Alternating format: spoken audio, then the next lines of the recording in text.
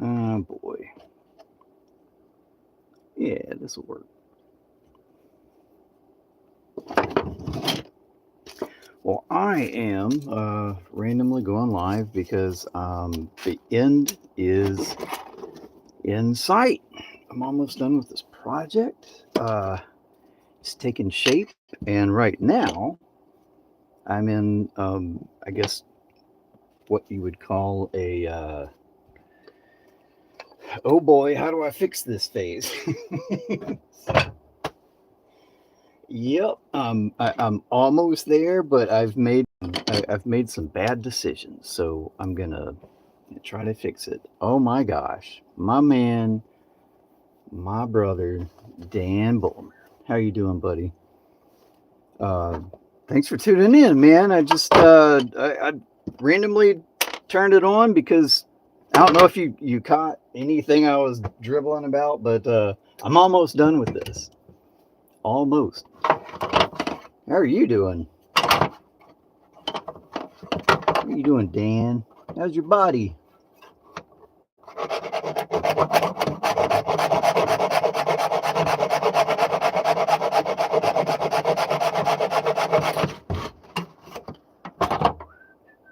Okay, there we go. See this now? Oh boy. Hold on.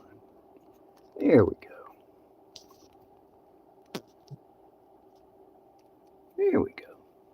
Right. So what I'm doing right now, uh,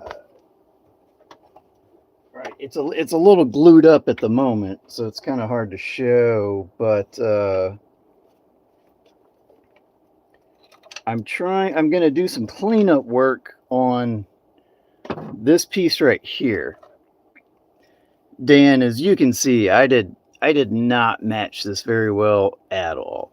It's it's a bad match. I needed to extend it about that much, and I I had cut it short, so I was like, all right, I'll just put another piece on there and blend it. And the more I sanded it, the worse it looked. And so I'm gonna chisel this part out and match like 3 or 4 pieces together to hopefully make this look a lot better because this is unacceptable work and I can't put my name on it. Yeah, Dan, BC250 case.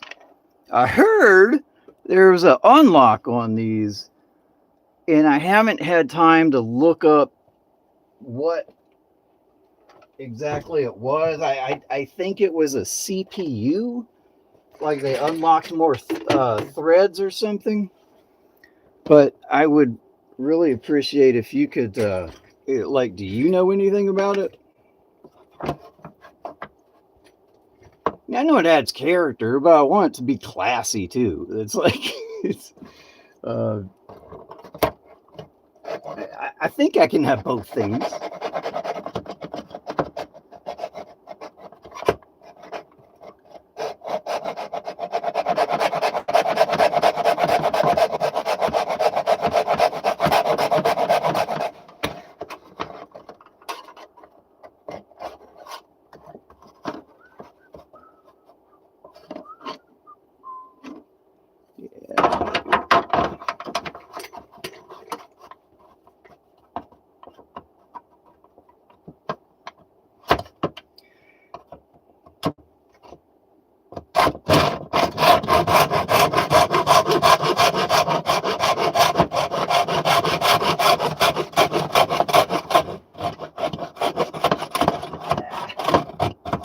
such a bad cut.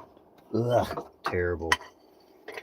I haven't touched my ant since Christmas. I'm too busy wiring a solar shed that makes me 15 cents a day. Man, you can't ask for more than that. Well, I mean, I guess you could.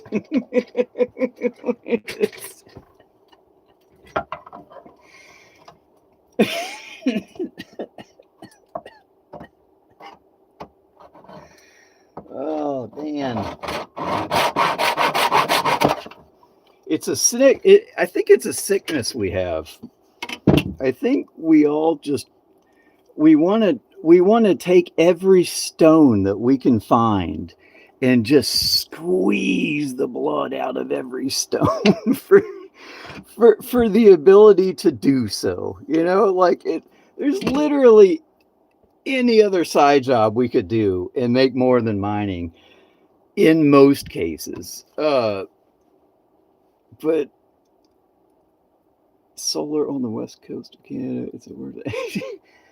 I mean, but the fact that if you can do it for free ish, man, tap it right here. That's give me some solar. My gosh. Yes, sir.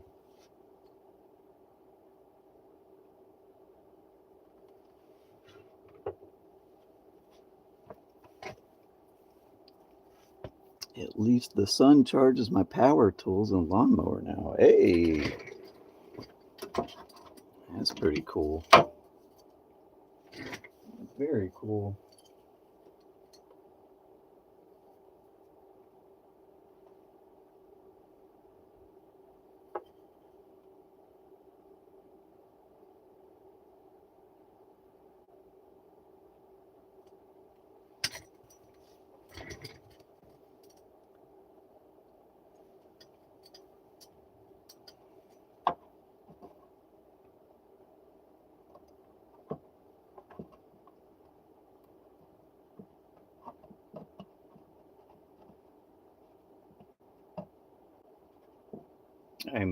I'm creating a mark on it, just so nice place to go in at.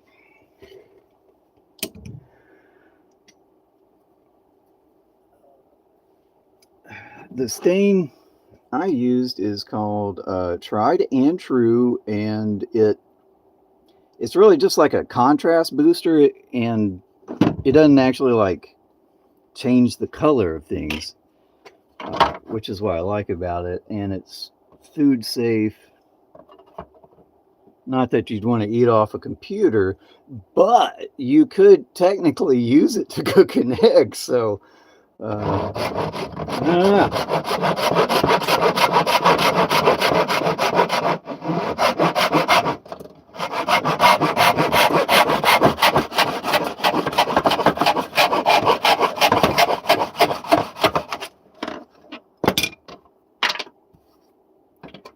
one good piece.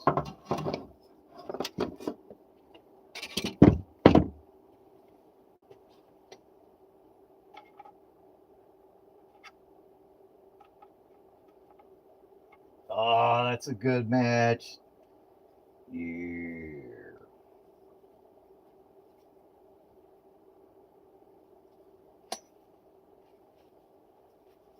But now this piece isn't cutting it, so I gotta try another one.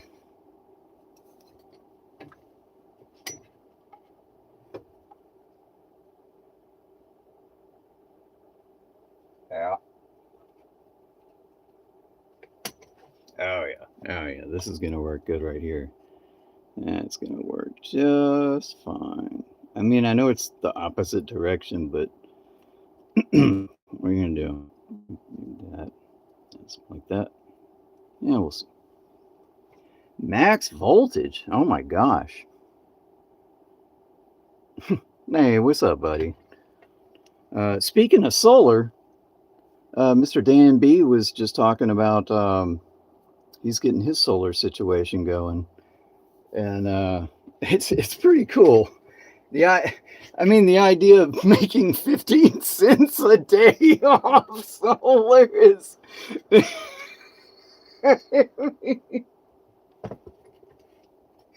it's pretty cool. I just don't know. Ah, man, I don't know how you're gonna recoup all that at 15 cents a day, buddy. It's gonna take quite a while, but eventually, I mean, you're gonna get the edge on the market, I guess. Cast before the wind. Caspa. Never even heard of her.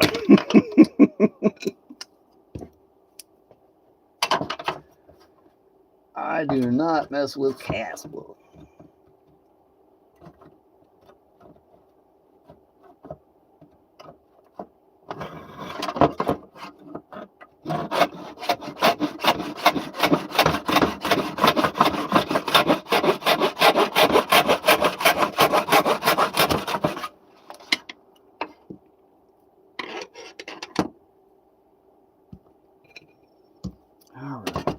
All right, Max. Let me fill you in if you're still listening. So I'm repairing.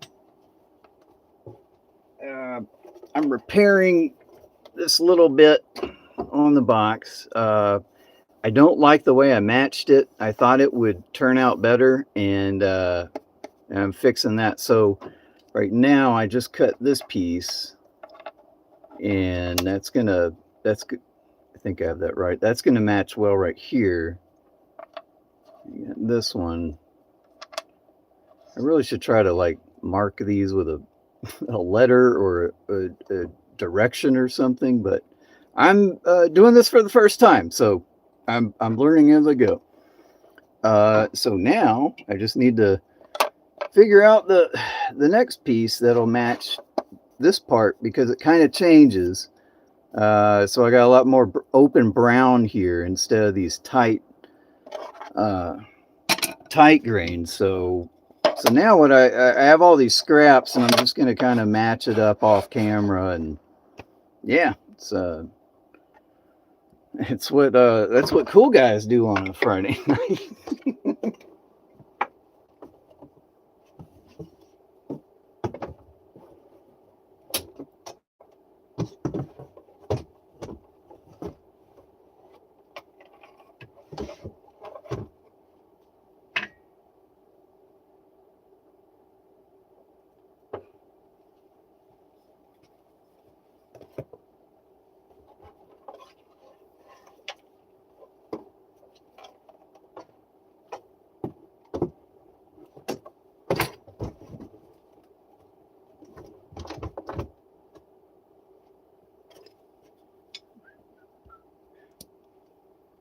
Sorry, I wish I had some music or something going, but I'm literally broadcasting from my phone, my cell phone, and then I'm looking at one of my Varus mining phones, I'm tapped into the stream, so I'm looking at the live chat from that. So I got quite a little studio going on here, but sadly no music.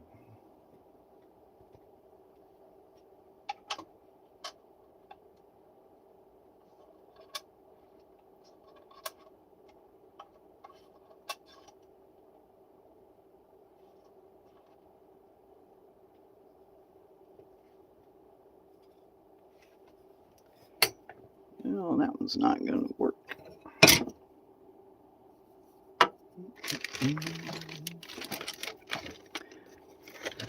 I can hear it singing from here, so it's all good. Wow, it's quite the baritone, I suppose. I don't think I've seen Max sing on stream. I mean, I know that all of his words send me a flutter, but and he has a musical quality to it. But I don't think I've heard him really belt. Maybe that could be a short idea.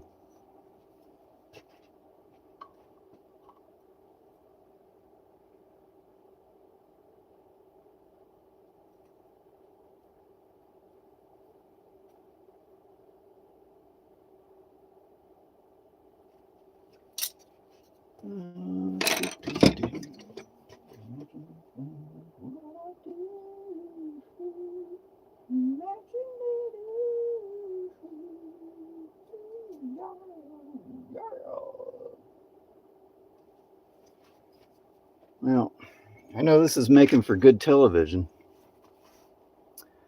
I sing a me national anthem.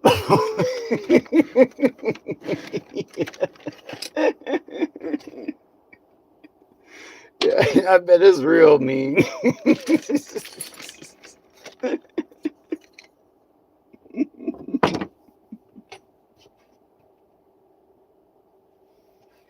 Boo this man.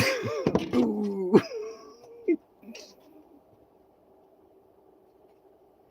I'm just kidding, man. I'm joshing you. Did they say that, Dan? Did they say that in Canada? If you're just messing with somebody, do you say you're joshing?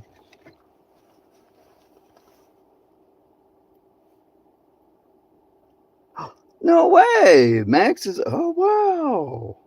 Yeah, I thought you were joking. Oh, that's awesome. You really have sang at a national cycling championship.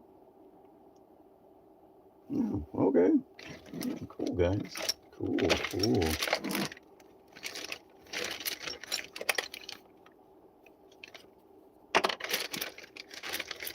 Yeah, joshing is not the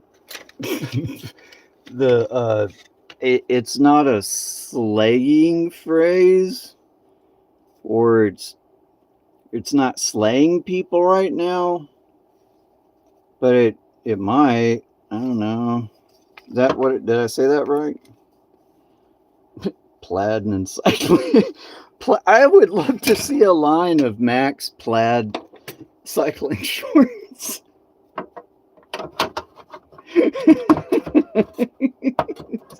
Do they have plaid cycling shorts?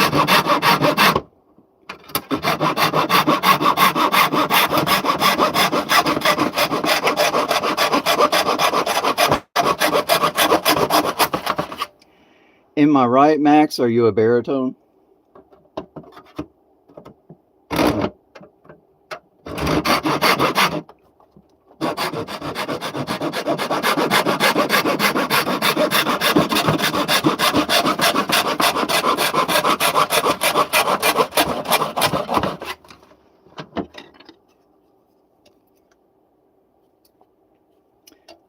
I'm trying to I'm trying to get this part right here, this big open brown part, and I'm gonna have to cut this a couple times and hopefully repeat it, and that'll probably blend okay. Broad range, sometimes a tenor, sometimes a bass.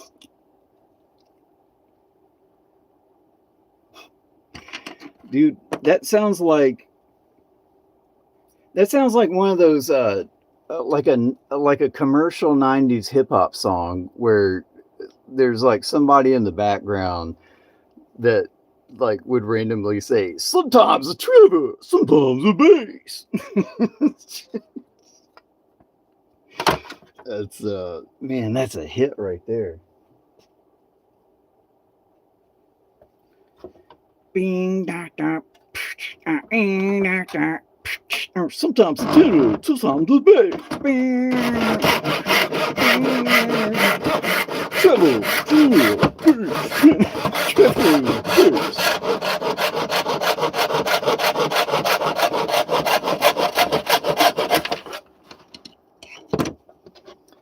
I guess I should get a Suno and make a song. Heck yeah, bro. Suno is that why Suno? I thought that was an AI music thing. Why would you need that? If you or do you use it to like edit stuff, or I don't understand the usage for it. If you already have the talent. Man, fiddlesticks.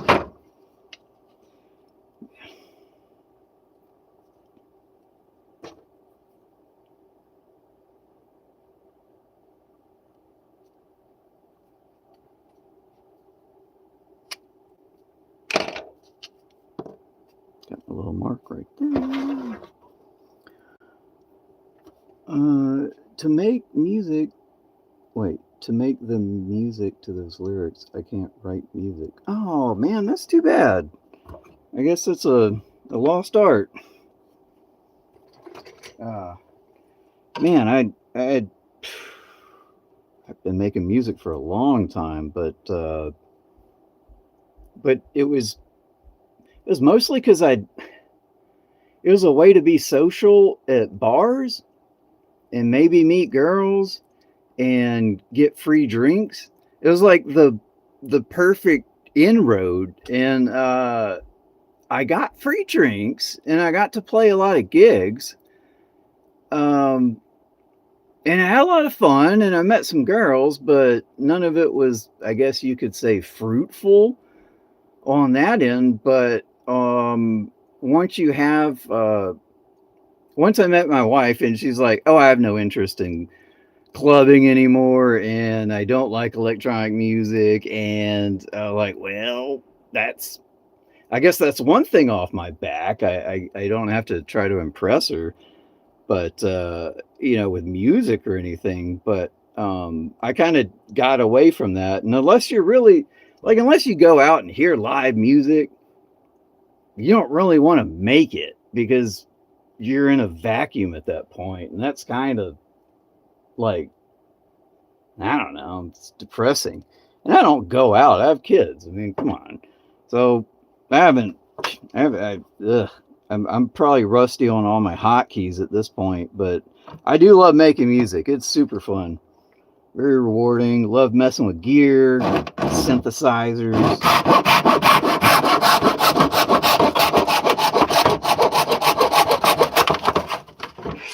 Yeah, it's super fun.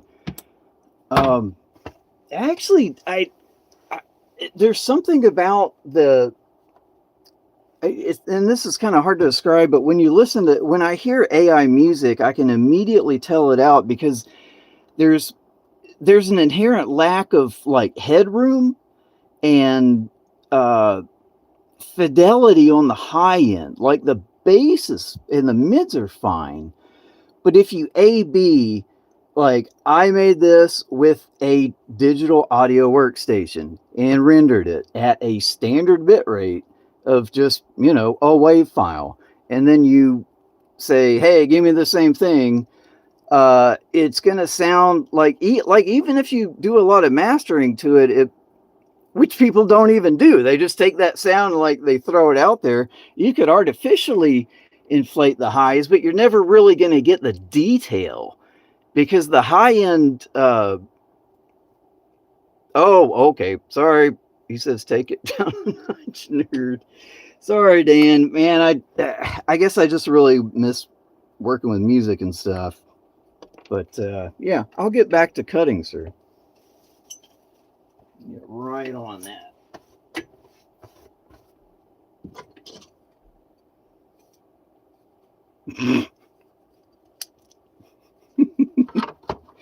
Man, it's been a long day. I'm getting carried away. So at this point, Dan, you are my well, you're my producer at this point. So I will gladly accept it.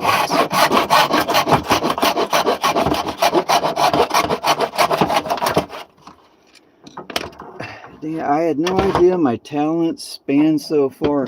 Well, Dan, I don't know if you noticed, but I'm a real skinny guy, and I'm not like, I don't have an inherent edge on the ability to reproduce. And at a young age, I'm trying to find ways to reproduce, potentially. And so yeah, that's why I was like, hey, I mean, if I'm not having any luck, just like, hello, are you thirsty? Would you like something to drink? Then I could get you. I'd rather be just having fun and playing the music I love and see girls dance and know that like they're having a great time and maybe they'll come and talk to me. But It's a powerful urge to reproduce, I'll tell you.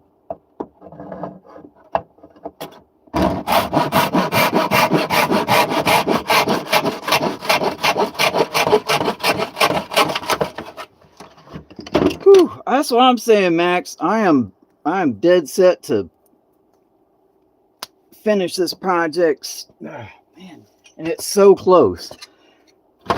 And you know the ironic thing is that that I have a wife that I love, who is just the best thing ever. Like eh, 1,000 times over, I wouldn't change a thing at all. And I'm on the record as saying that. So, what I'm about to say is a little weird.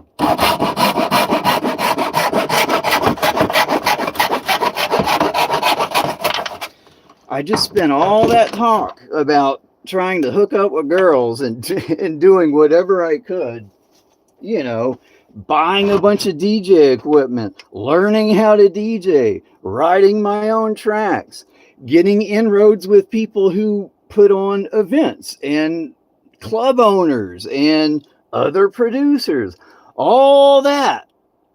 And yet I have a beautiful wife upstairs and we could be doing stuff, and right now I'm effing with a box and talking to really cool people on YouTube. But man, it's amazing what happens once you once you're over 40. You're like, well, I've obviously gotten into enough trouble. Let me start messing. Let me pick up grilling or woodworking, or as Nicole found. My wife found some post that said men over 40 either get into World War II history or grilling. I was like, yeah, but pretty much got into barbecue about that time.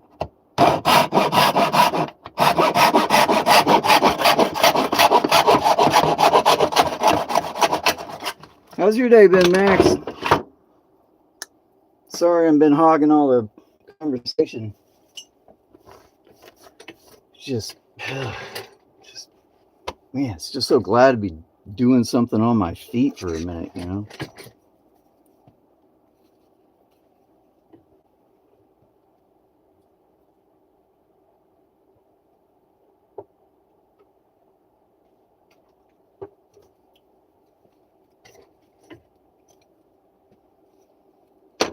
All right, I'll be right back. I'm just going to do a little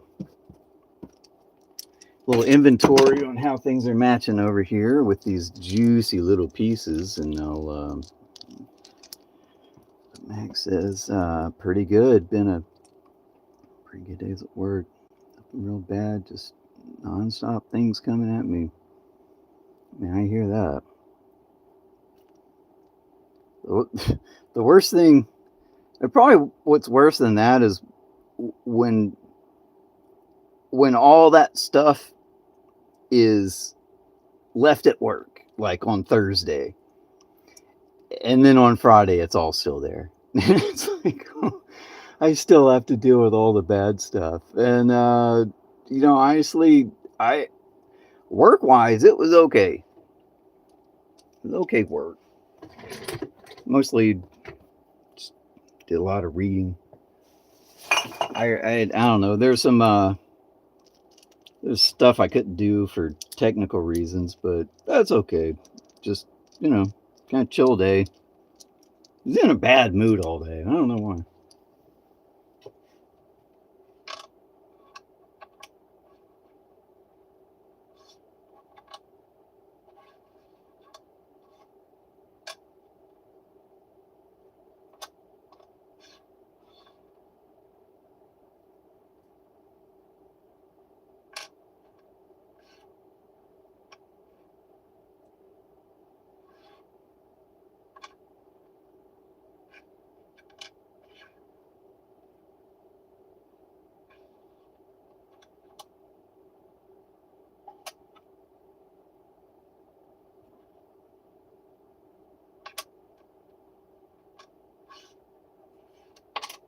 Yep, gonna cut a few more pieces.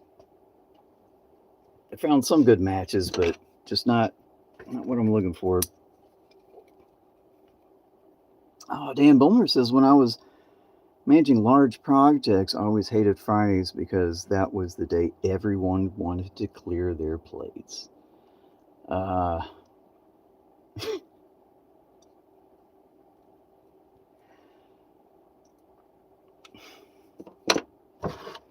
yeah, I mean,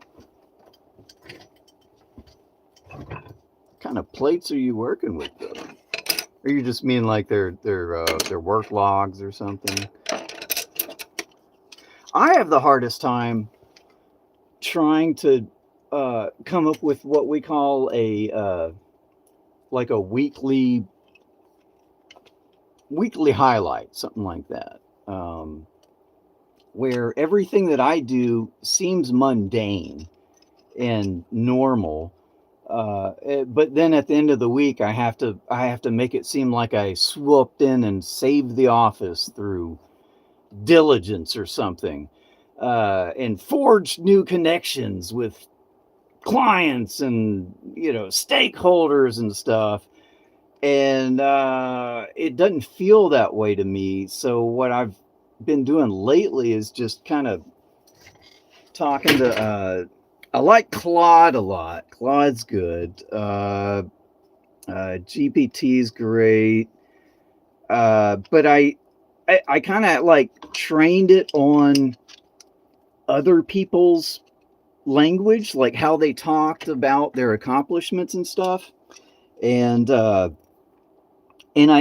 kept like uploading one after the other and saying like, all right, this is our age, this is our speak here. This is how we brag about stuff. So take all that in mind, and this is what I did this week. And I got into like I'm in like a really good like rhythm where it's giving me very nice output for what I would consider normal input.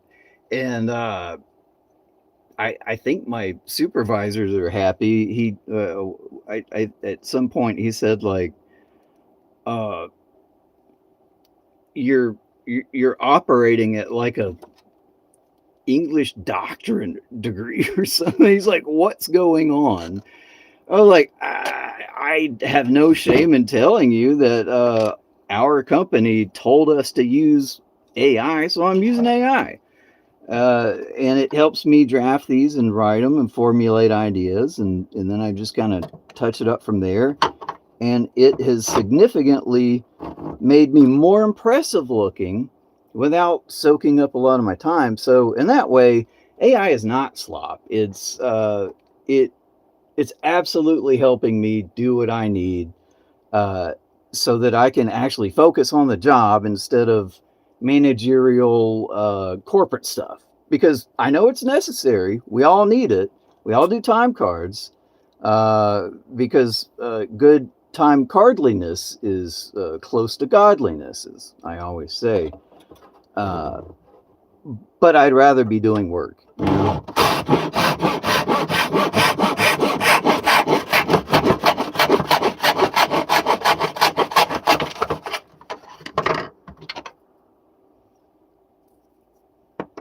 Gemini sucks. What do you got against Gemini? Gemini's fine.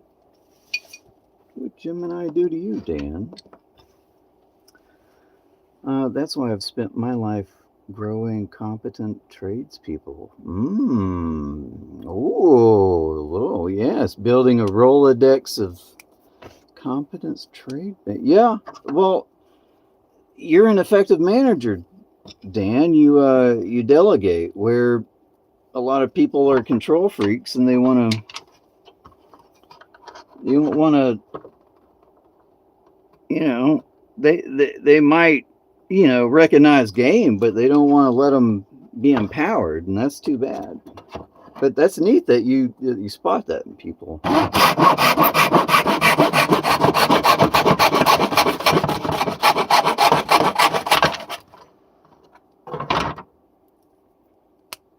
Right now, not managing anybody, and I am okay with that. I hate it when other people's problems are my problems, because I don't like problems. I have problems too. I don't I don't want more.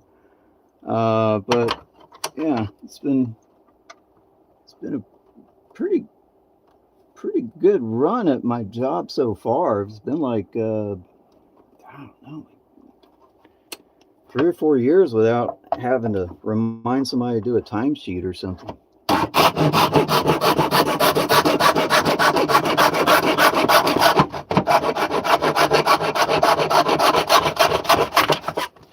Oh my gosh, Dan. Yeah, right. If I All right, okay, well right now I am the sole employee of uh, Jackson Digital BC Box Inc. And if I had a board of directors, I would have been voted out by now because I'm vastly over time.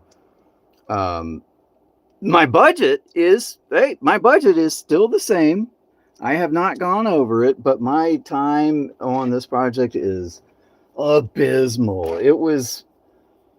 I was very optimistic I could get this done very quickly, but I kind of had to learn everything because I don't know anything. All because I wanted to do a different design. And it introduced a lot of problems, and yeah, I would have been replaced right now, bar none, if I had a competent manager above me. But that's fine. That's fine. I have a real good client. He's very understanding, and the fact that the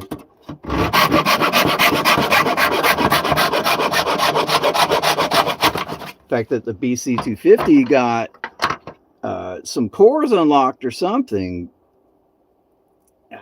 This is so frustrating. So I've been this is a working piece I had, and some of it has epoxy, some of it's sanded off.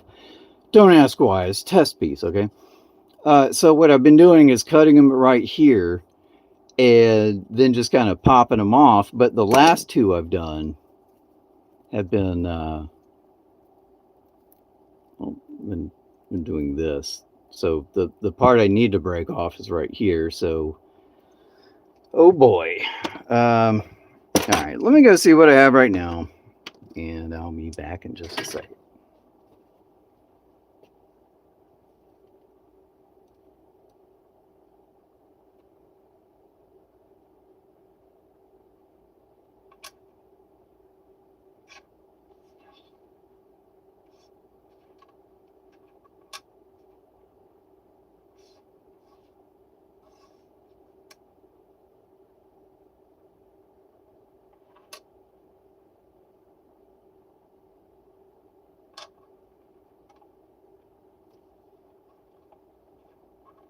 We got a winner!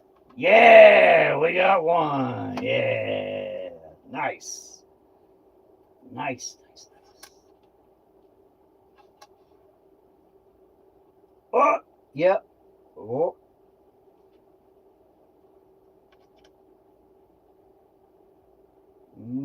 All right.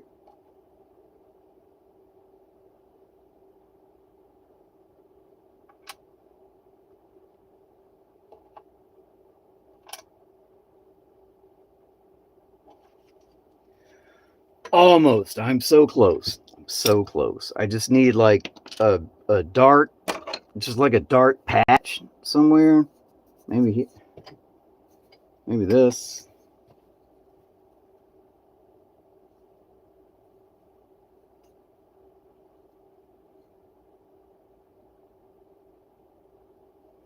Woo! Got it.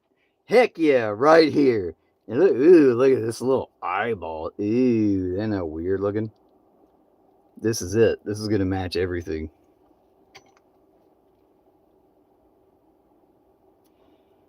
Are you wearing a wireless mic, or just the phone. I must mumble so bad in my videos. Um, so I have this is going to be kind of weird, and I don't want to jinx it because I'm trying to. I have my phone plugged in right now, so it doesn't die. Uh, I have a I have like an articulating plate-based uh, phone stand. It has like a grippy arm on it, and I have that holding my phone right here. And I'm basically just talking right into it. I have earbuds in, but I'm not like listening to anything. Anyways, this is my piece. I got it. My white whale of sorts. Ah, this is so cool. Says sound quality is great. Thank you, Dan. I have like a wireless mic thing, but I can't get it to work. And it's like low on my priority scale because it turns out hanging out with cool guys on a Friday night does not really actually make you money to pay for better sound gear. At least for me.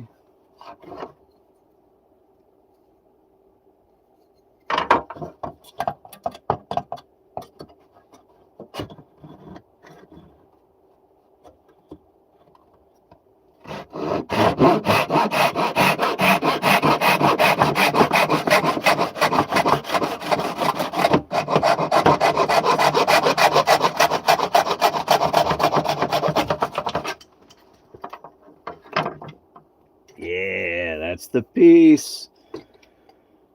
Uh, kind of the bugger is going to be these pieces have these little the angles that I had on this piece. And thinking back, I should have run it through the miter saw and just put all that out. But that's what I'm going to deal with now. I could sand it. I could just sand it down. I think I'm just going to sand it down. I'm going to mute the microphone for a moment because I'm going to turn on some loud stuff.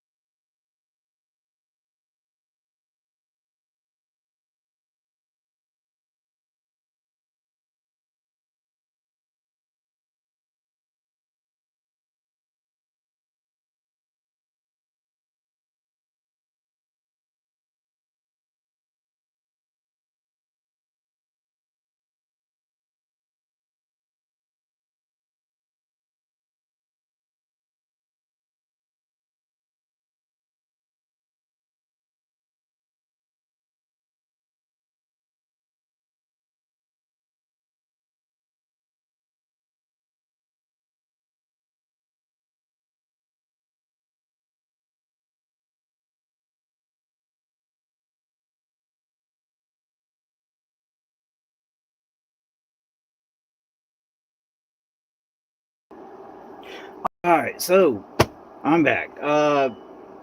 Thanks for hanging in there, Dan. And I don't know whoever the four seven. Ooh, I have 7 people watching. Um, all right, so what I just did, and I think it kind of, I think it worked out pretty good. I I was sanding it down on. I was sanding it down on this. Well, I was sanding it by hand at first, and I was like, okay, this is obviously dumb. I mean, yeah, I put a glove on, baseline. So I was like, oh yeah, I have this clamp. So I put the piece in there and sanded it down with a an 80 grit sandpaper, which is it's basically like a magic eraser. And so I went down, and it seemed like the pieces were okay, but there's like a little bump in there, so I don't know what was going on.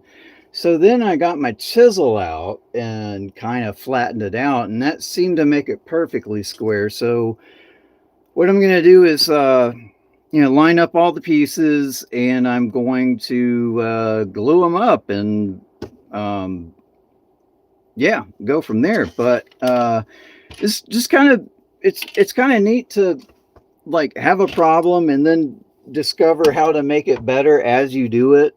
And so next time you do it, like you just knock it out and be super accurate. But you don't know what you don't know. And that's especially for true for me because I don't know a lot. Dan, I'm gonna give you a beat behind the scenes. Here's my pro lighting setup. I have uh, I have this light thing that I've had a while because I also do photography and I dabbled in some video stuff, so I needed a nice constant light. And this is a good one because you can change the color balance of it and the brightness, and it should probably be a little more warm. Ew, ew, ugh, I don't know. Yeah, yeah, that feels okay. Anyways, so I got that. And this light came with our fish tank. It was the top of the fish tank. So we needed to make a cooling solution for the axolotl. So we didn't need the top. So I stole that. And then there's also this little dinky light that came with uh, my super very cool workbench, and that's my lighting setup. Otherwise, I have, I guess, that light to do some rim lighting on my head or something.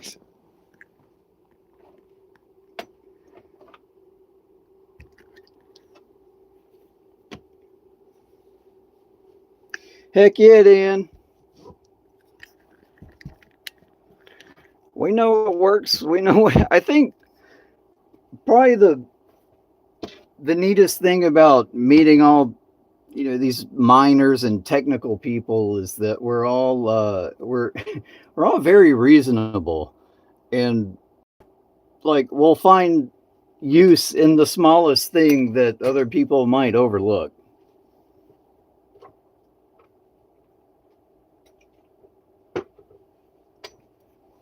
Anyways, I'll be right back.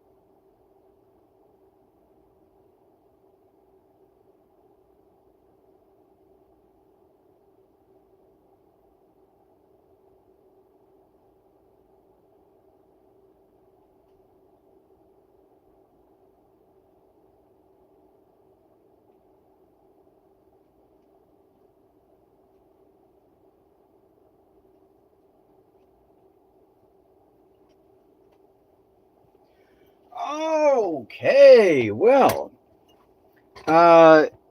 yes, so yeah, all right, I'm back, and I just want to remind anyone that tonight's non-sponsor is Menage a Trios Silk Red Blend, and that's a Pinot Noir, Malbec, and a Petite Syrah.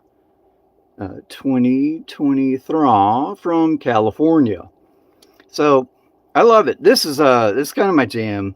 It's a smooth thing of three things, hence the name Menagni a Troas.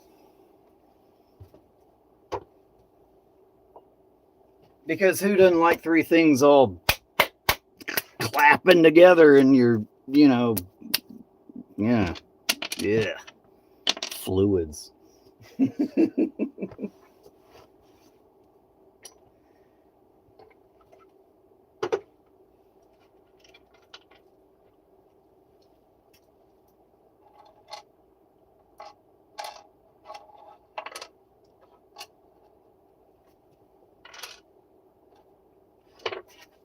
All right, so here's the pieces that I've been cutting or harvesting. And I'm gonna unclamp the box that I've been clamping this section down for about an hour and a half, I guess. This is gonna be I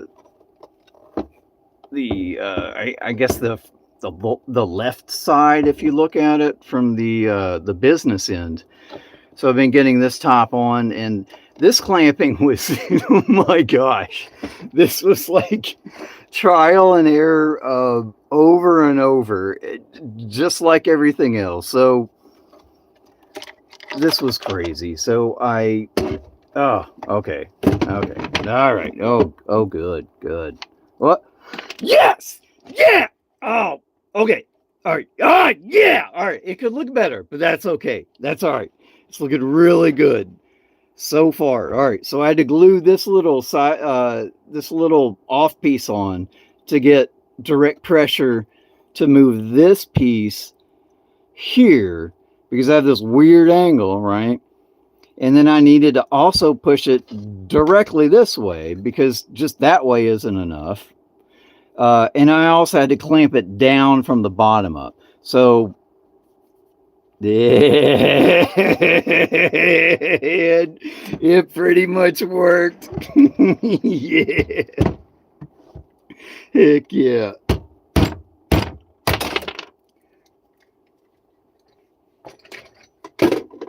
Heck yeah. I might do another Ric Flair woo in a minute, but I'm just so happy with this right now. Oh yeah. Yeah. Okay. Yeah, don't pay attention. That's just, I promise. That's that's that stuff. I didn't do a shot on it or anything. Sorry, check a chat. Please tell me you know how to pronounce it. May Axe Voltagi TC. I think you know my humor by now. Sadie, sometimes. Are you kidding me? Are you kidding me? Sadie? Is Sadie in the chat? Are you kidding me? Oh my gosh. Ooh, Sadie's here? Are you kidding me? I feel like I need to get dressed up right now. Like, put on some white gloves and look classy. Hey, Sadie.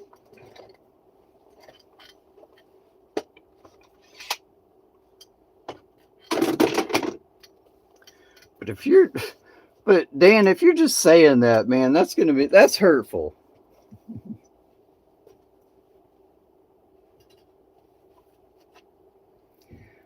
That would be hurtful if you called out Sadie and Sadie wasn't here.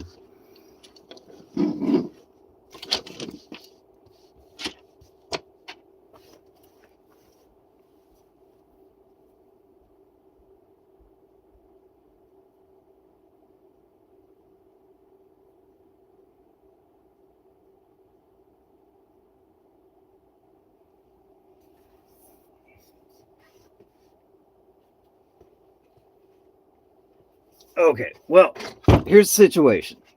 Uh, all right. I know it looks a little bad. Yes, it does. But once I magic eraser this down just a little bit, this is going to be fine. It's not going to be visible. All right. Just like it hasn't been all over this thing. And my gosh, my angles have been so off. And I'm getting better, but you know, it's not looking good now, but it's okay. So this is fine, but as I needed like two of my or two of my smallest and one of my larger ones, I had to keep pressure back here, but I could only keep pressure like this way or something. So this is going to be an incremental process where I'm going to continue to like lift this just up a little bit and glue this down the line, get a lot of nice clamping pressure on there, because I swear it fits perfect, and it's super tight. I just have to do this, like I can't do it all at once because I just don't have the stuff to do it, but it's all good. I'm gonna fill this in a little bit. Yeah, and of course clean this up. But this is major.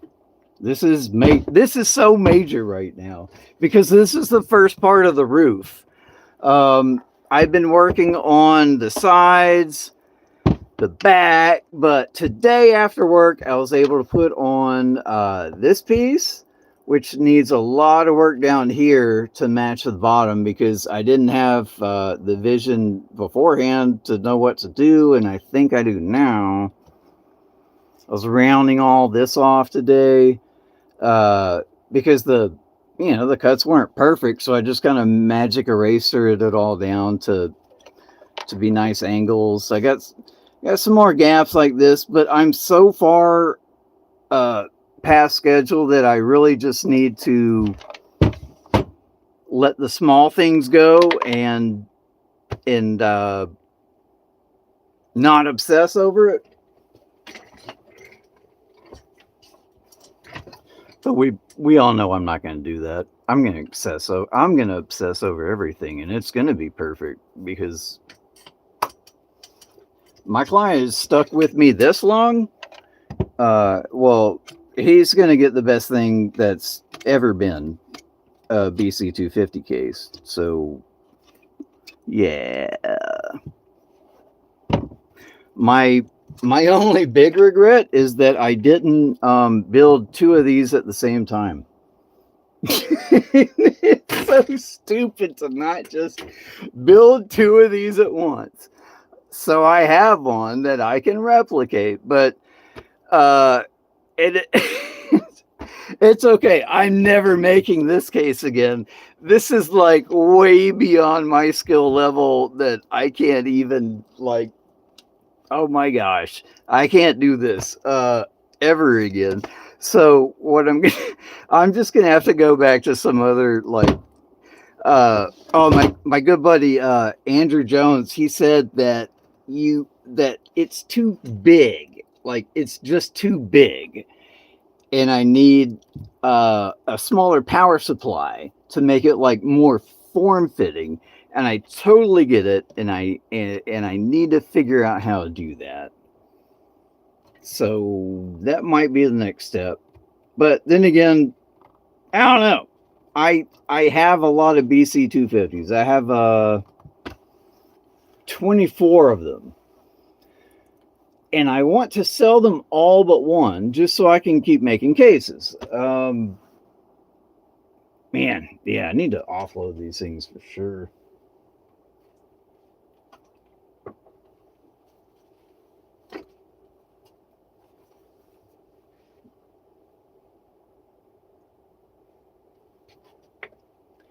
Say sometimes went outside today and I've grown my first pepper. I have no idea what it is, but it's there. Wow. Well, oh, wait a minute. Hold on. Oh my goodness. Um,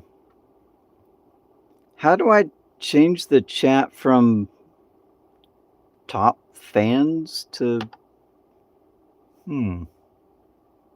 all messages? Oh, here we go. Let me scroll down here. Sadie, sometimes. Oh my gosh, you are here. Wow, this is amazing.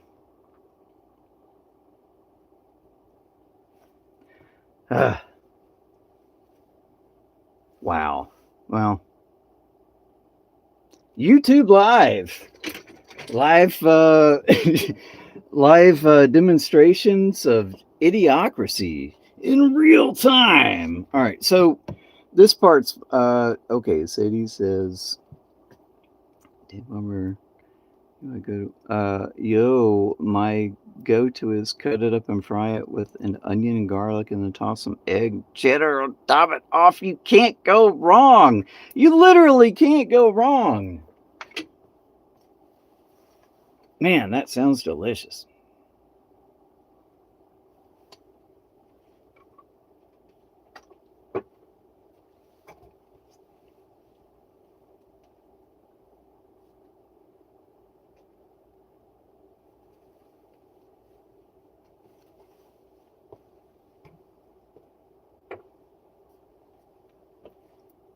Yes, yes. All right, so here's what I'm gonna do.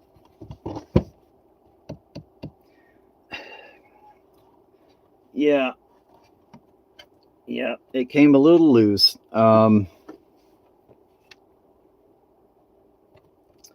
So here's what I've been trying to do. I start with this.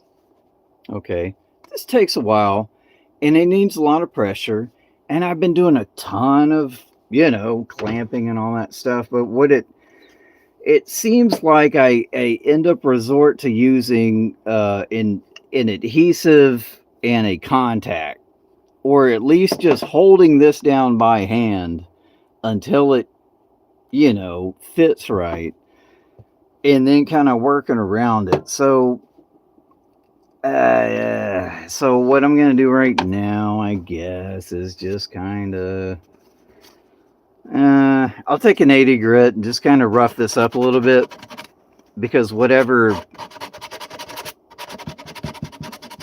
kind of dust or something, I just want to get it off.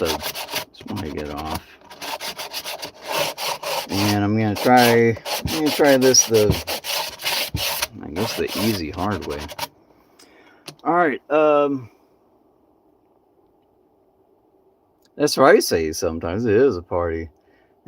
Dan equal pepper farmer.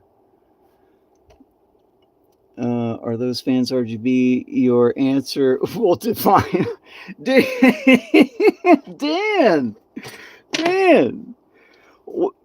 you already know the answer. What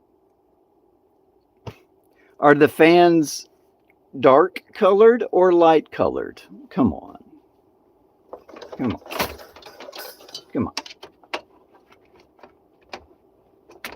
And you know me. And you can see the cables right here.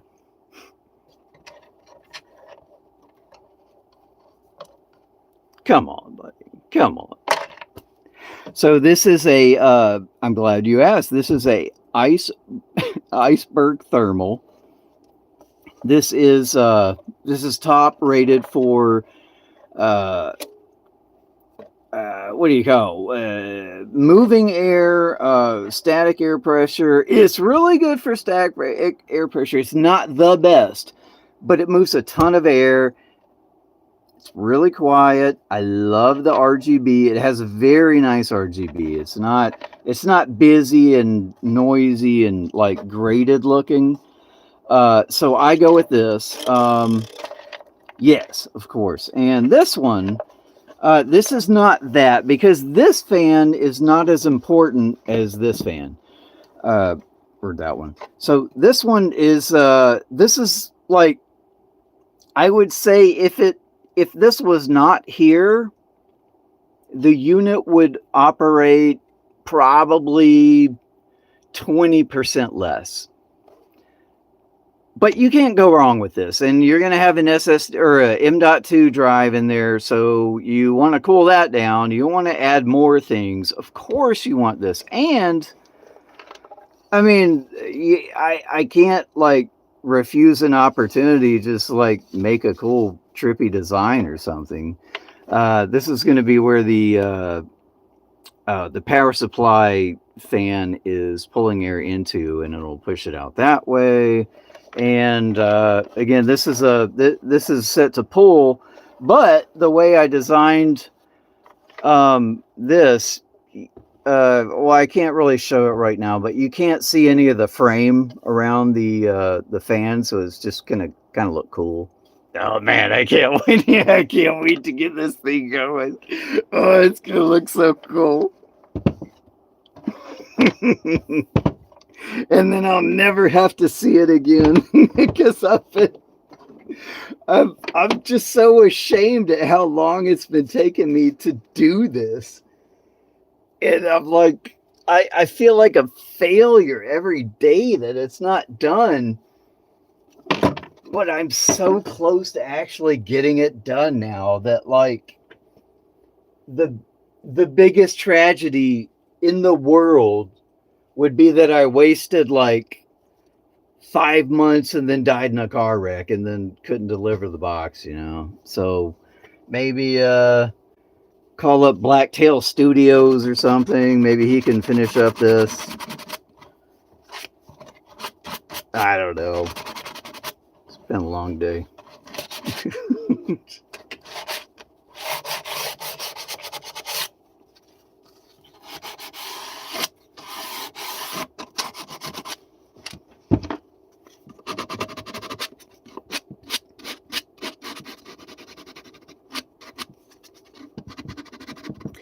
All right, I'm gonna blow these fans out really well. I'm gonna make sure they're good.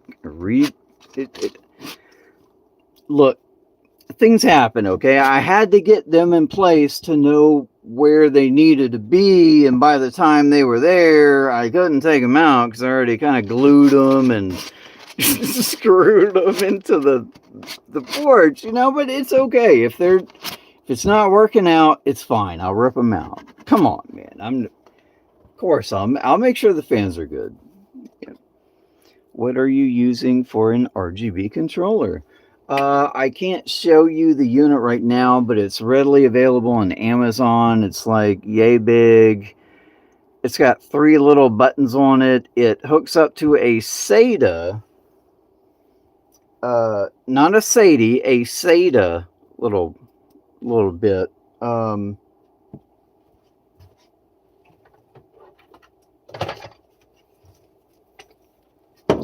Which is why I really like this. I like this power supply for this build because it has way more power than you need. Compact size, and you know it has a couple. It has a lot of SATAs, and it has a PCIe, and that's really all you need. So, yep. And that's the power supply I've been using, and that directly powers the RGB controller. And the RGB controller is going to be located within the unit, and let's see. So this is the top for it, and this is going to be it's going to be about like this. I still need to cut this part off right here, and of course finish the front, but this is gonna I'm gonna cut it right here and then use some magnets so that you can just pull this off and be able to access the interior and put the unit in, and maybe if you need to replace the power or something like that. Yeah, so I guess just look at this little part. Try to get some. Yeah, so this is epoxy, and I separated it with a couple pieces of pine wood. And this is different. This is live edges of a burl. I'm not sure what the burl came from, but it's super cool looking. And so I separated them, kind of made like a little valleys or whatever, and put different dyes and epoxy. And it didn't turn out great at all. I actually hate it, and I love it at the same time. But I'm really mad at it because I made so many mistakes. I didn't match this well. I didn't match this well, but I'm so over time. Like I literally can't replace this piece. There's nothing I can do to do this again and even stay close to budget. And the sucky thing is, it's like I, as much as a slob I am with like haircuts and, I don't know, wearing different jeans every day, I want something to be perfect if my hands are touching it and I give it to somebody else or put my name on it, Like I will go to the moon to make something better than I could ever do. But like I got neck hair like crazy right now. It's weird. It's almost like doesn't really matter, right?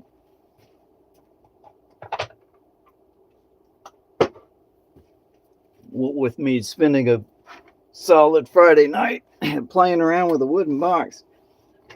Anywho, let me check up on chat. Does it come with a remote or remote viewing pleasure? Dan, no, it does not. It's manual. You'd have to take off the box to do it. So it's kind of like you can turn off the BC250. You can power it down via the software, but the power supply is going to stay on. So you have to manually hit that little switch. Consequently, once you want to turn it on, you just boop, and then the whole unit powers up. There's a lot of other RGB things, and if my client wants to do his own, that's totally cool, but I want to make sure that it can be powered with that SATA, because I don't know of any other way to power stuff, because there's 4 USB slots on the BC250.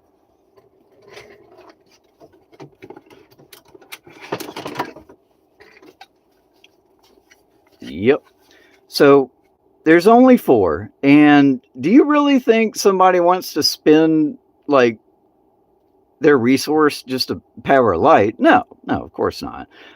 So that's why I've been trying to tap into, the SATA, and yeah, because I literally don't know any other way to power a RGB. It's on like different amps or watts or something. I'm not quite sure.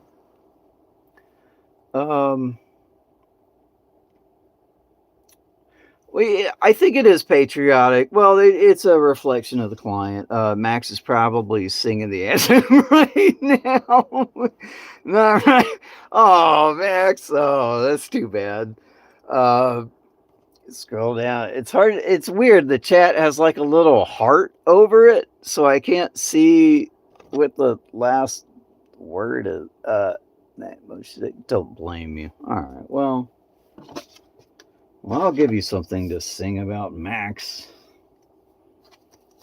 I'm not sure if that's a threat. I don't mean it to be. What was the Amazon? I built a rig with an Amazon SATA powered RGB controller. We're fine with 2 fans. Perfect. Perfect.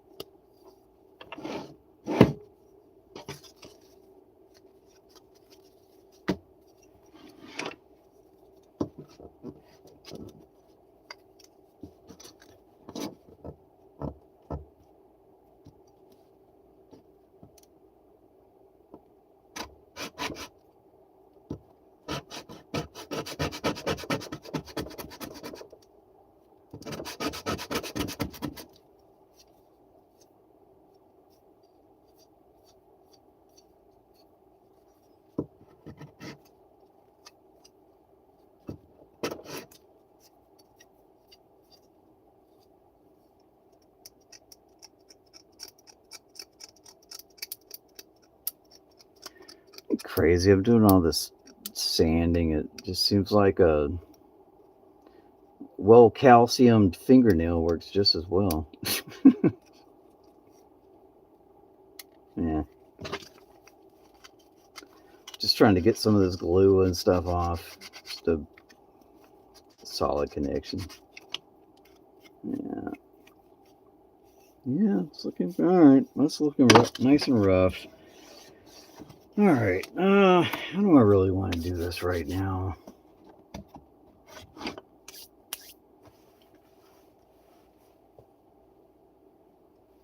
Dan says, anyone ever battle with IRQs on their Windows desktop? What's an IRQ?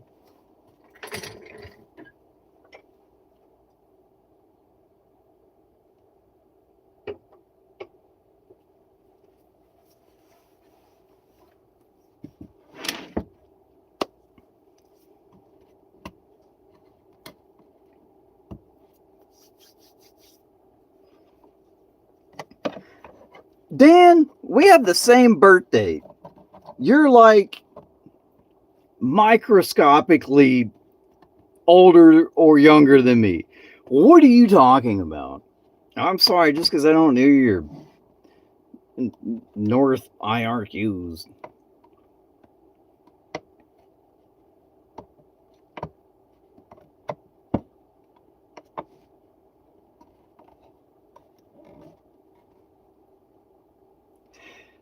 I don't know, Max. I don't know if you know, but me and Dan literally have the same birthday. He posted a video where he's like, "Oh, look, I got some stuff in the mail. Oh, wow, look at that. I got it on my birthday. I'm like a super cool guy. Oh, wow." And I was like, "You, that's not possible." But yeah, it is. It's the same birthday.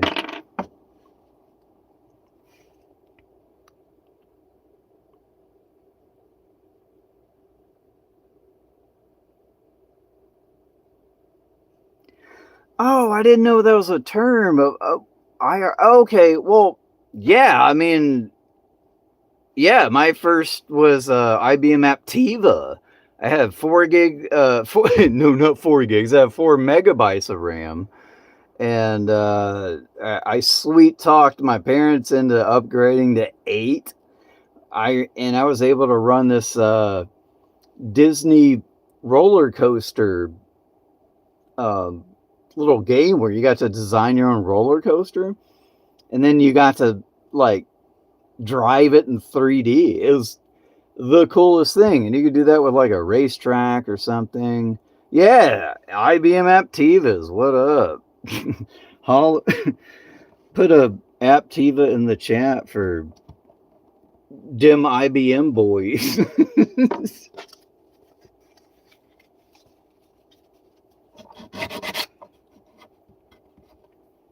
Max says, my first computer was an IBM PS2 with a 286 and had a Prodigy. Nice. Oh, that's very nice. My Apti was a 486, so joke's on you, I guess.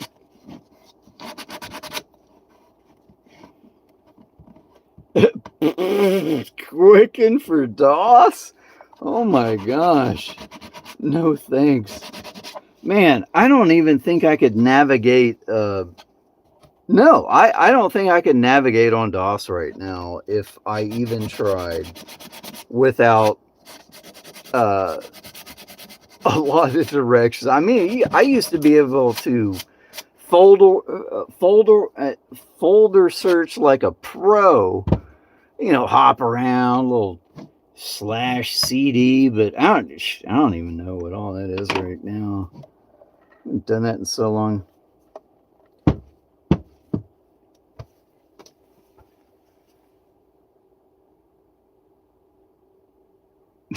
Oh, my family never had a dot matrix printer. Thank goodness. Thank goodness. No.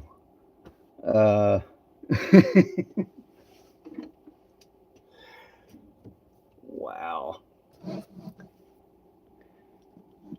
I wish I could post it right now, but Dan Bulmer, shout out to Canada. So have you ever heard of Max Graham?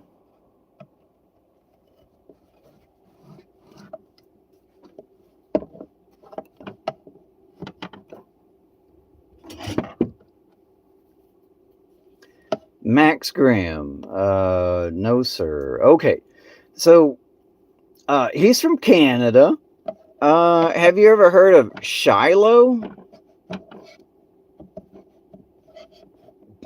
It's in the electronic music realm.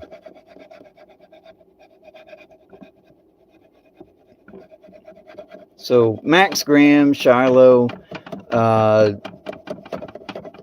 Max Graham is the, let's see, I sent out over 500 mail merge cover letters, resume when I was senior college, printed all on a dot matrix printer. Ugh. Let's see, do you know Canada is physically larger than the States? Oh my gosh, Dan, I'm not asking if you seen him when you go buy milk. He's a famous DJ, okay? And if you're into, partying in the 90s, maybe you heard of him. I'm not asking if you're like, oh, hey, Max, what you doing over there? Oh, I'm just cooking some burgers there, Dan.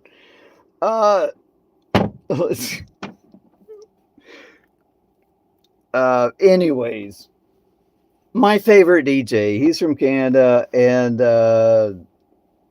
let's see, Shiloh was too, know those guys too. Anyways, hold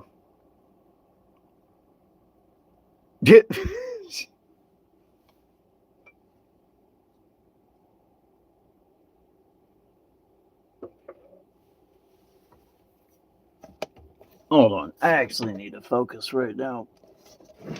I can't go on a Max Graham tangent. So I can have this little bit right here that I tried sanding it down. I had this little chip, so I'm just going to try to eliminate this area and replace it with all these little bits that I've been cutting.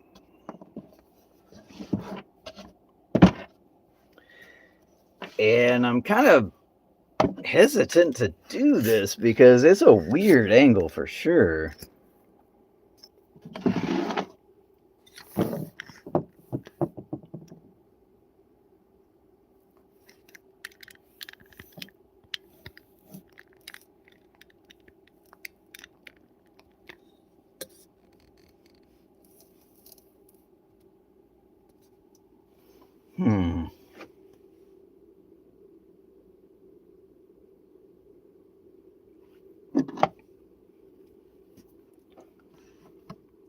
Guys talking about dry land for shh, don't talk about dry land. Max and Dan, I think you guys need to start a like a talk show or something. I think you guys are probably more of a cut up than you realize.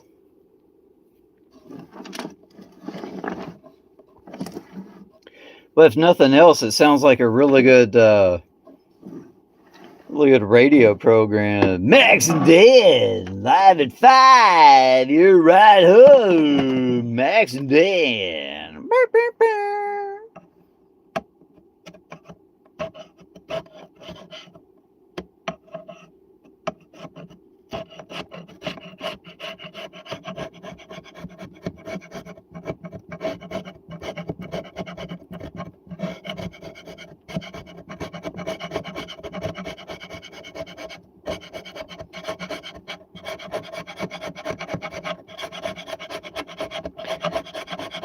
Max says he's the ultimate fact checker. I don't know about that, Max. That's kind of my thing. I love facts. I really love facts. Facts is my jams.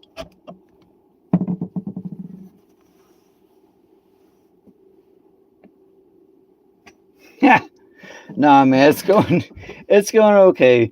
My biggest thing right now is I'm just trying to get a little bit down here, but I I'm not. I just need to get the surface down just a bit so I can put all those pieces right here.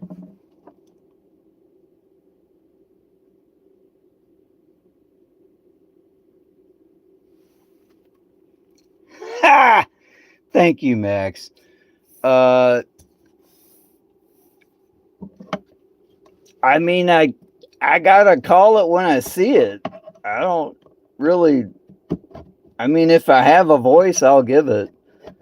And big kudos to Max. I mean, he could have just banned me a long time ago for being a I don't know, a guy that pissed him off. I mean, I know if I went live and I made a strong point and was fact checked and real time, I would kind of not like that guy on the basis of like, well, that's a reflection on me of not actually knowing the stuff I'm talking about.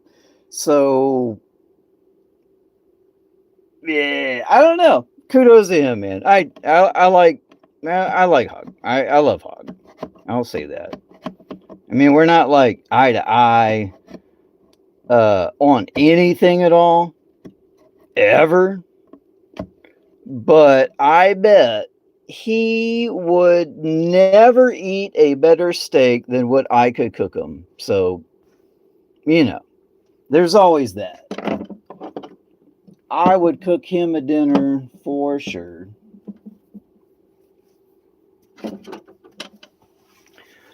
Max says, did you know the majority of faxes ran at 14.4 baud? No, I didn't. Uh, I can't remember what it was before 56K, but I started on that. But my brain is latched on to 56K for some reason.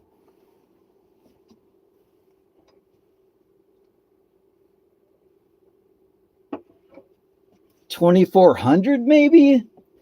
Is that the denominator? I'm not quite sure.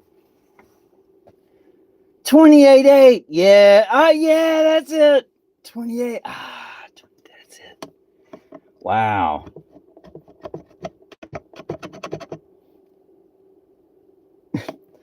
What what's USR? Guys, this isn't working. I got to figure out another way to replace this part. Uh okay. I'm not going to worry about it right now. This was my goal for tonight, but I've never done this before. I mean, I matched all the pieces really great for this, but I'm already kind of working with a shallow piece here. It's not like I have a lot to go on. So I don't know. I can't really get this down a bit. So what I think I need. Okay, this is like a little microplaner or just a little hand planer. And this is great for cleaning up stuff, but the problem is that it's designed to be level and take advantage of space this way and this way to create a level thing. So if I try to use this here, I'm blocked immediately here. Yeah. But I really don't see any other way, because the other alternative would be to take this to the I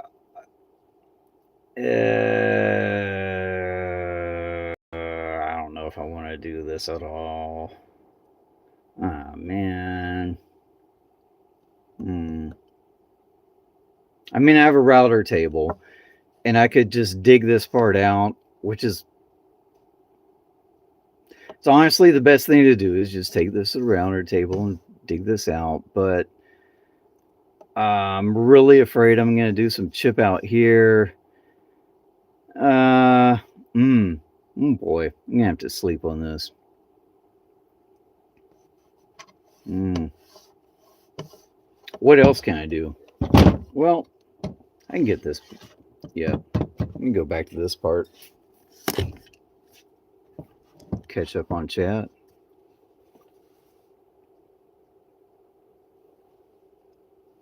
You, Max says, Dan, I was a data communication specialist during college. Ooh, what does that even meaning?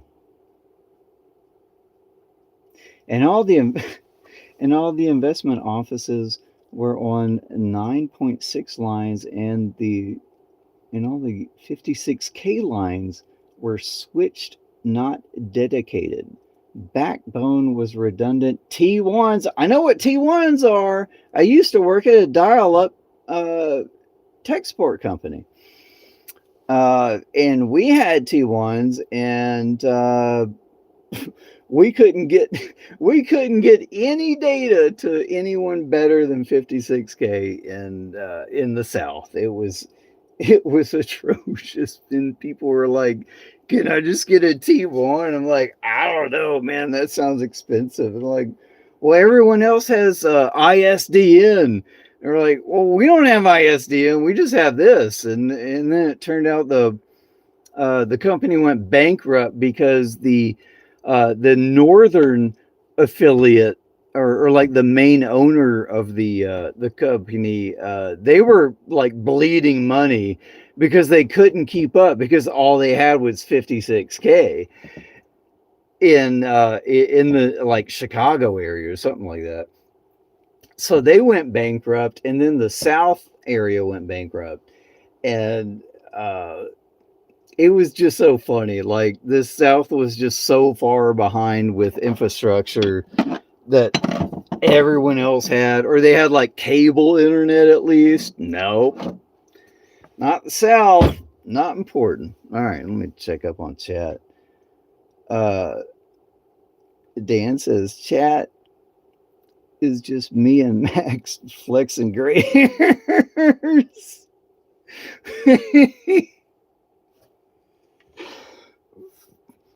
Dan says 1.5 megabits second dedicated, incredible, and only big business could afford it. You are right.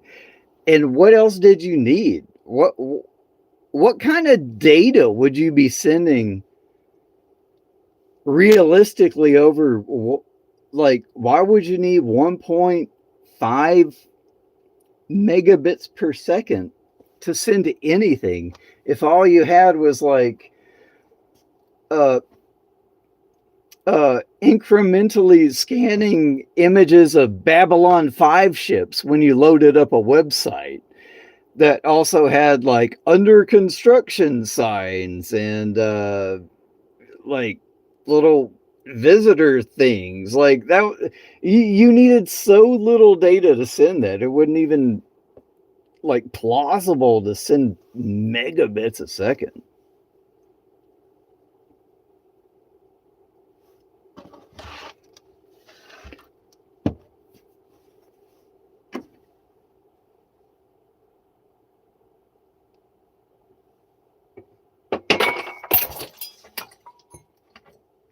Gonna clean up now.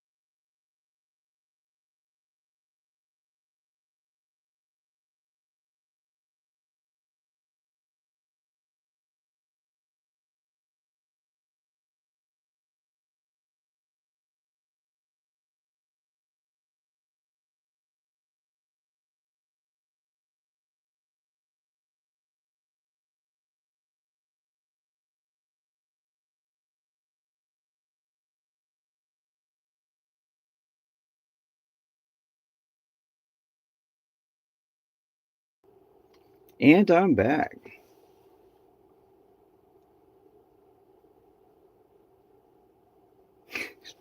Thanks a lot, Dan. This isn't a typical night, but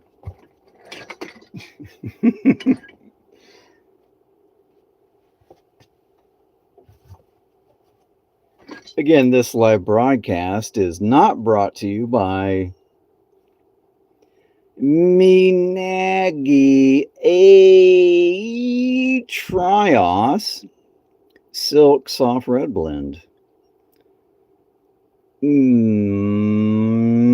California.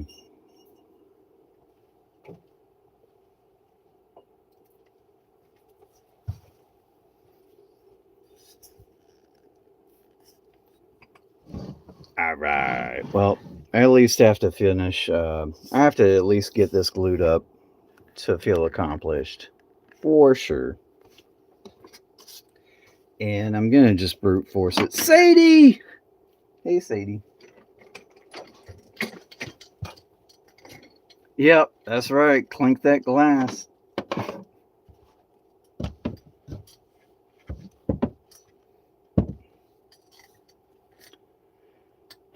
You know, it's been a long week.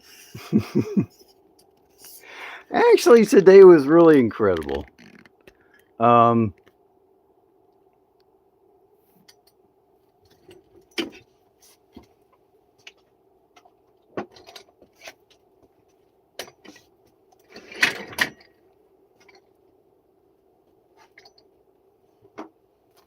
So I'm almost to work today, and I'm turning a corner, and I'm almost at my site, and I saw a black SUV, and it obviously had a wreck. So I pulled over real quick. Yeah, I got my it was raining like really bad, so I had brought like a little rain jacket sort of thing, and I threw it on real quick, and I put my hazard lights on, and I ran over, and this poor lady was just like in shock because she wrecked her car, and she took out a light pole, and it hydroplaned, and then hit a tree, and then the curb again. I don't know. I mean, I'm not like a crash bones guy. Like, oh, I know what happened here. I have the foresight. But it was pretty crazy, and I was like, I ran over to her and just gave her a big hug and was like, "Are you okay?" Or I, like you just letting her know that I'm here for her, and she said I can't use my phone or something like that. It was really hard to hear because it was raining really bad, and I had my hood on, so I couldn't really hear anything. But I just kind of looked around, and there was two little babies in the back seats. There's we found out later it was a 1 month and 2-year-old, and they were both in car seats, and they seemed fine.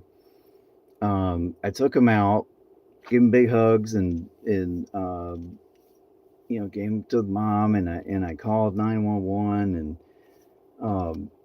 I gotta tell you guys, I I've never been more disappointed with emergency response.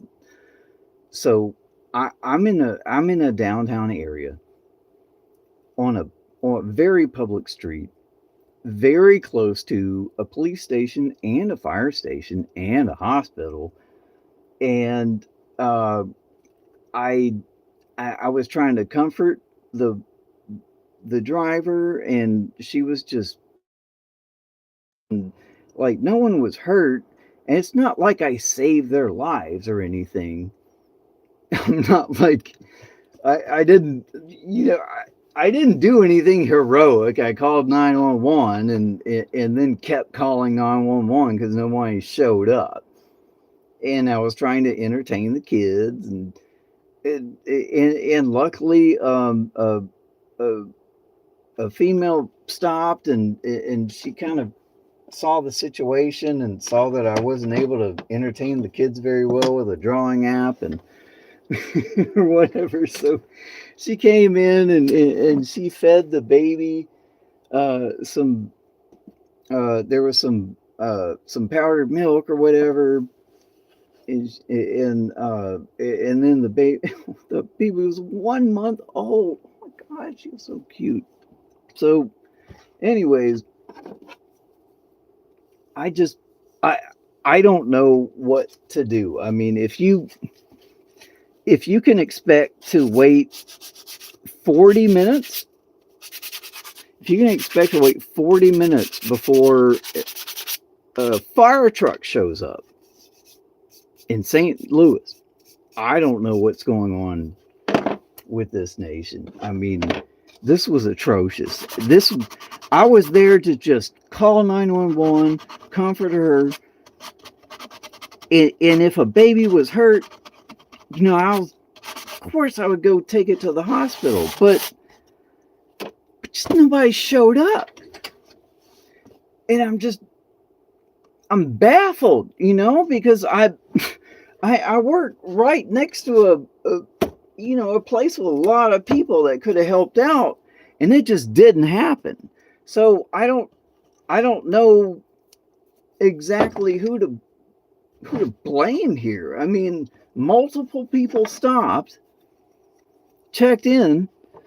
The only real first responder to show up was a first responder from another jurisdiction that was just driving by and was like, "Are y'all okay? Can I, have you called anyone?" And I'm like, "Yeah, we called. What up? You know anybody? Like, can I, like, Venmo someone to get an ambulance and a cop here?" And oh my gosh, we were in the car for 40 minutes. 40 minutes. I was trying to entertain, the 2-year-old and comfort the driver. Like, her shock, like, wore off after a while, and we were able to contact family and stuff, and that was awesome. But the whole time I'm just getting so mad because of cop driving a Suburban drove by us at a slow speed. He had a look. I saw it. Drove by. Nothing.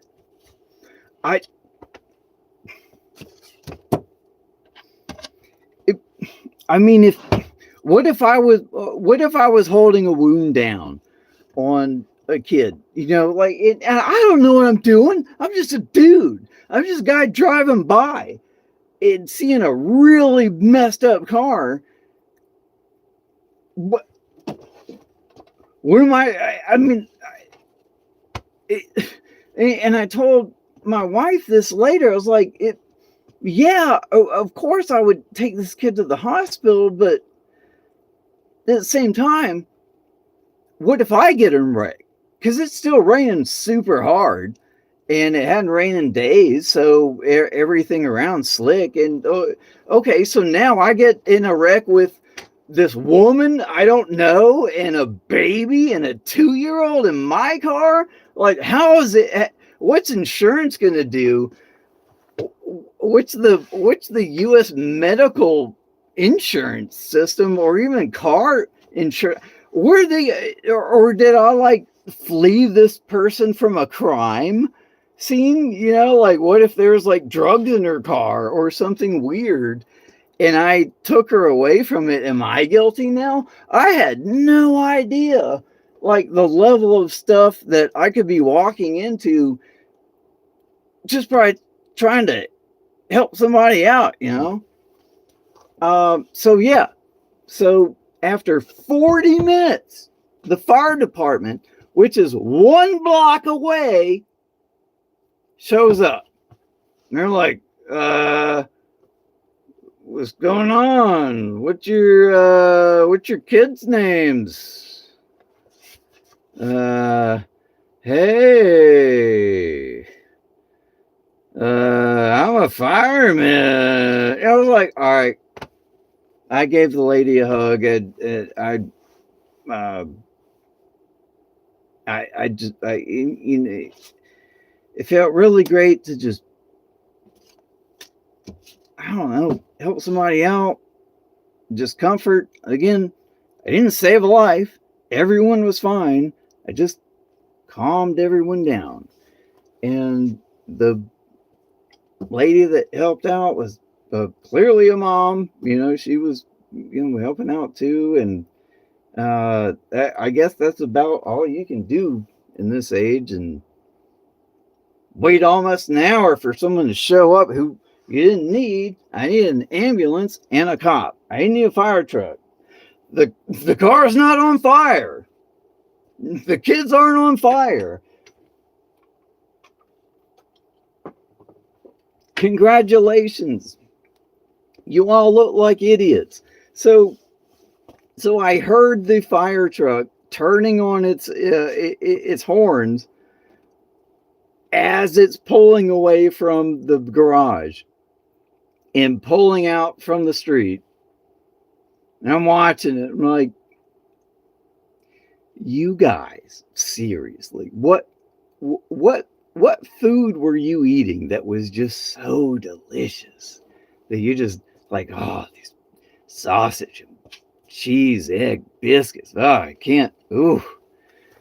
Whew. I know we got that car that hit it. It's not on fire though. And we really don't need to be there. We just need to kind of show up. So, how's the gravy? Is the gravy warmed up yet? Oh, it is? Yeah, pour that gravy on. And that coffee, super black. Oh, speaking of black, how's the driver? She's not bleeding? Okay, yeah, sure. Yeah, well, yeah, take her time. Yeah, sure, yeah. My gosh, I was so mad. I was just fuming,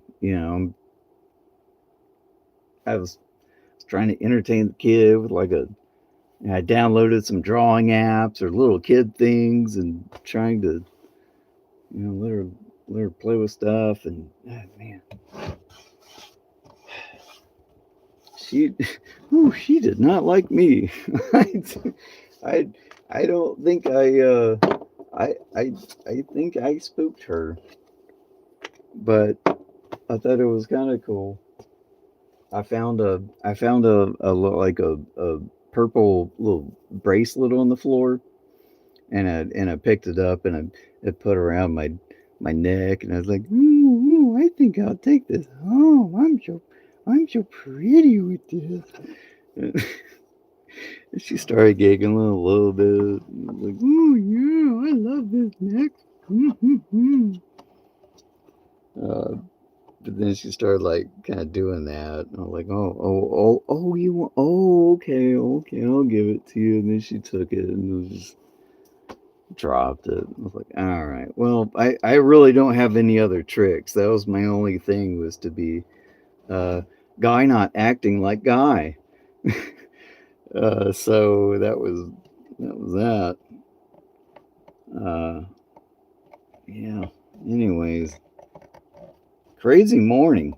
Now I was just amped up after that. I was just like, I think I need to run for office or something, or launch an investigation. Like, what the heck? 40 minutes before a fire truck, which we didn't ask for. I wanted an ambulance because these were little babies. Yeah, they were in car seats, and I unhooked them all, and I kind of felt around and they felt okay, but I'm not an expert, so whatever. Anyways, I'm appalled. Don't get in a wreck in St. Louis. Because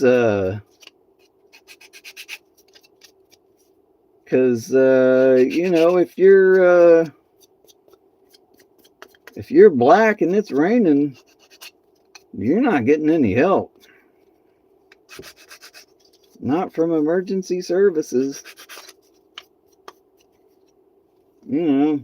Pretty despicable. I don't even know who to sue. I don't even know what to do. I'm still amped up. Oh my gosh. Of course I'm amped up. The most I can do is try to work on a box because today was unlike no other. I mean, this doesn't happen to me. I'm not a hero. I've driven by wrecks before. Probably the thing I'm probably most ashamed of was a couple months ago driving down the interstate, and it was a nice clean straight line of interstate, and on the far left side there was a I couldn't tell who or what, but like way far over, because I was like a couple lanes over, I think. But that person was having a seizure, and they were like, their car was slamming up and down the guardrail, and they were starting to slow down. And like, my first thought was like, is insurance going to cover it if I ram my vehicle into that vehicle to stop it?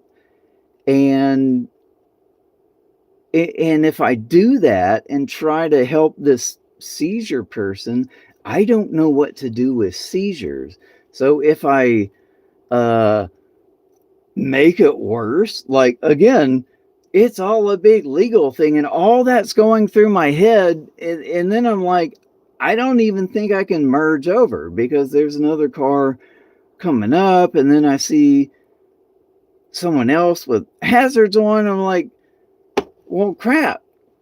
By the time I get to work and like process the whole situation and think about it, I'm like, man, I want to be the person that does that regardless of the consequences. Like, I want to go help whoever, and and I didn't measure up, and I was really sucked, because I'd like to think I was that person that would do anything for anybody. But in that case, I was like, I might wreck my car and die trying to get over and do this. And I don't know what to do once I stop that car. So I just kept driving to work. And I knew that everyone behind me would be dealing with this too. So it was just kind of one of those like character moments. Like, well, crap, that's me in a crisis. That's me for real.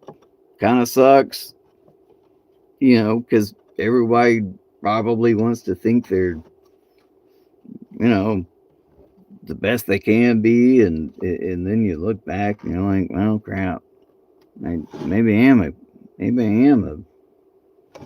not a hero after all. But it felt really good today to just,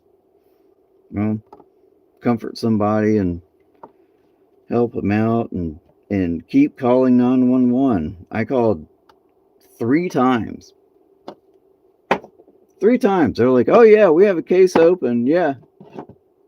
A couple other people stopped by. They called. It's crazy. Well, anyways, I did, after work, I had called her sister. She didn't answer, and then I had left a message, and then I called her dad. and they had talked a little bit just to say that she was in a wreck. And when I got out of work and I got home and I saw that like I missed some calls and stuff, and I got to talk to the sister and kind of tell her my perspective of what happened, because her sister was still a little, real shook up and couldn't convey everything very well. But everybody's fine. They did get to the hospital, and they checked the kids out, and they're fine.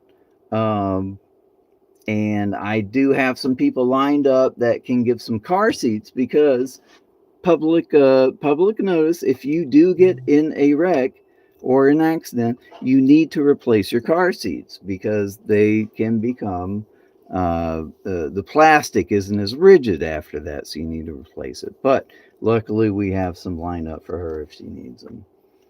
um, let's see let me check up on chat. You did enough, but showing us RGB fans. Love you, brother. I have to hit the hey. Oh, I love you too, Dan. I'll leave this team playing. God bless you. Well, thank you, Dan. I love you too. Max, thanks for streaming. Jackson, thanks for being a good person. Time for bed. Max, thanks for streaming. I'm sorry. Thanks for coming in and watching my stream. I feel like a celebrity right now. Uh, but you don't want to hear that, because we're all just guys in the basement after all. But thanks for tuning in, man. That's probably appropriate for me to turn this thing off. Yeah, I think I need to. Yeah, yeah, I'm gonna I'm gonna do better in the morning once I have a more clear head. And again,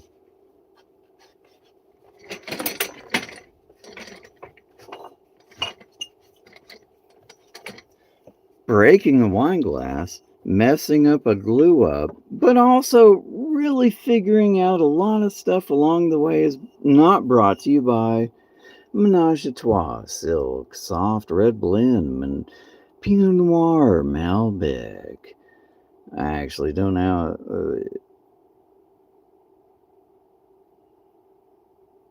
I can say Syrah. Yeah. It's three things, and they're not sponsoring me. But they did cause me to break a glass tonight. Not bored enough? You! How long have you been here? You fool.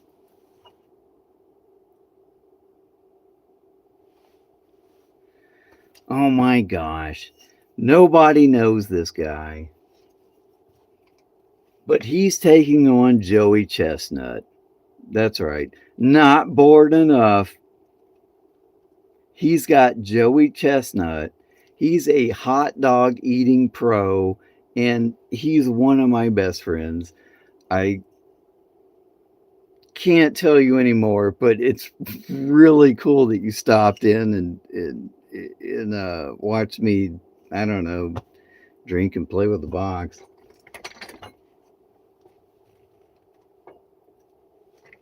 When's the date? When's the date, man? You got anything to plug?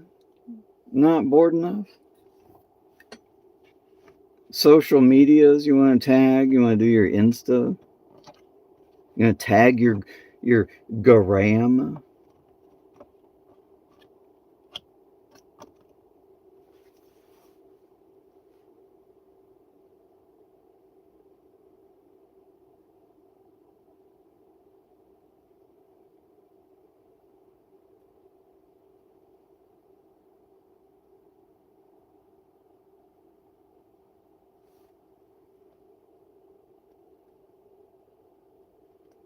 Okay, no answer. Thanks everybody for looking at the stream.